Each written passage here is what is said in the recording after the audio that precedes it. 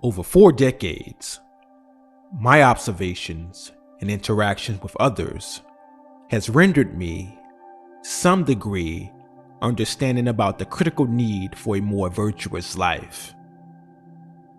There are many unforeseen or unknowable factors I hadn't anticipated as it pertains to the indulgence of things and decision making.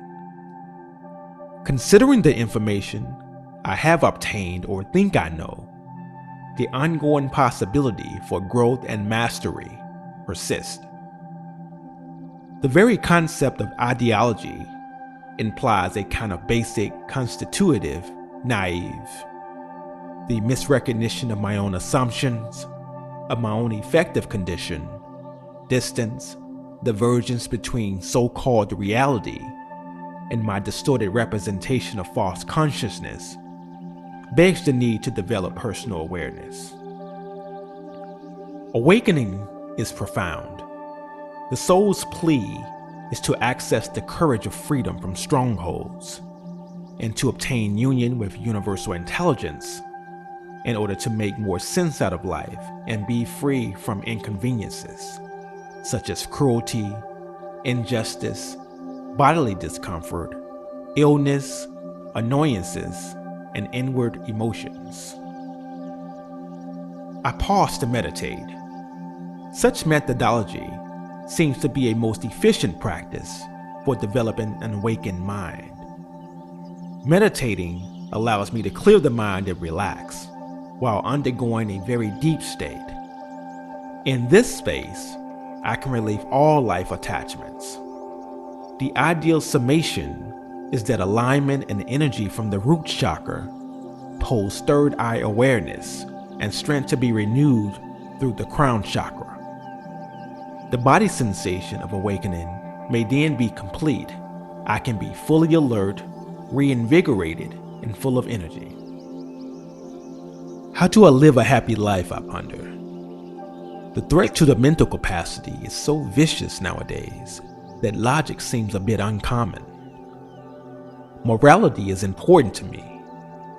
I would like to fast forward a personal message from author Dan Custer, which I find most profound for obtaining and sustaining prosperous esteem with self. Dan asserts, every human being has two basic desires: to get away from pain and to arrive at pleasure.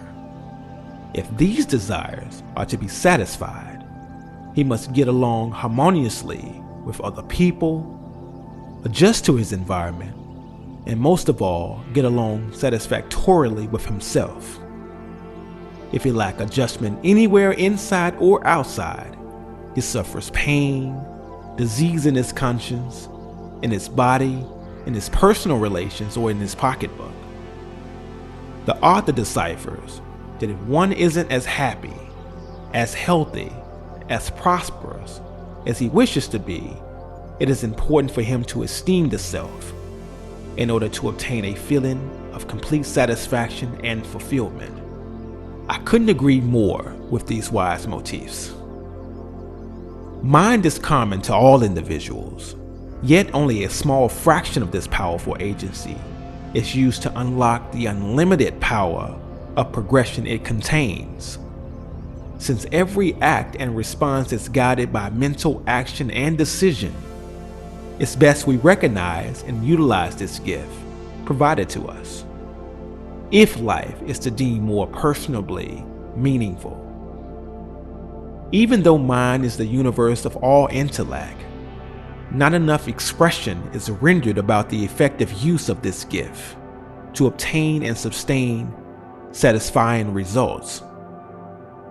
Once upon a time, I recalled the common mistake of judgment and would instead follow traditional methodologies that would later have me backtracking with logic. Gracefully, and while taking a moment at a time, I've been able to shift my mental paradigm and reverse vigilant perspectives on matters for a more glorious feeling. Honest choices to be different and recognize vitalities have rendered me more prevailing solutions for mental clarity. Life is love in existence, yet more than a feeling, is tied to the context of action, which is the secret. The greatest of all things is learning to care for self, think for self, losing frustration, weak, discouraged, and unhappy feelings. Instead, it's best to choose and focus on health, happiness, prosperity, and peace of mind. Inner freedom and tranquility take precedence over anything material. I have deep concern and consideration for both ethics and standards. My pursuit of more excellence is diversion from systemic programming. And for this very reason, goodness in the heart will always be the motive which supersedes any exclusive providence, i.e., status quos. The theme of value for a good life is to think clearly about the self, eschew entrapment free from indoctrinations that seem desirable and appealing. Mental frustration from systemic insight begs the question about reason for temperament. The null and void agenda of propaganda only leaves one feeling powerless and non-existent if contained in both the heart and mind. I've always been concerned with deep thinking. Universal intelligence depicts power beyond measure. My niche is to help ordinary people identify with themselves in the midst of misinformation. It is vital to use discretion and proper mind etiquette to secure balance when contrasting things of relevance and purpose. Mental capacity deserves privacy when making decisions.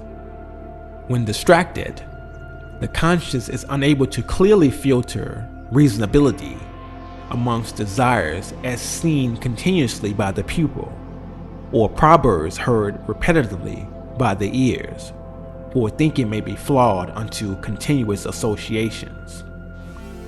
There was always effort to deny brainwash methodologies. When presented with options to decide, I choose happiness. Fantastic it feels to sit in stillness without noise and think. Moreover, a conscious effort to be at peace helps discover the most valuable commodity, time. To know thyself requires detailed observation and awareness. It is not required to contrast independence against things. Refraining from such critical scrutiny makes it the only way possible to remain less tainted without risk of losing part of the self.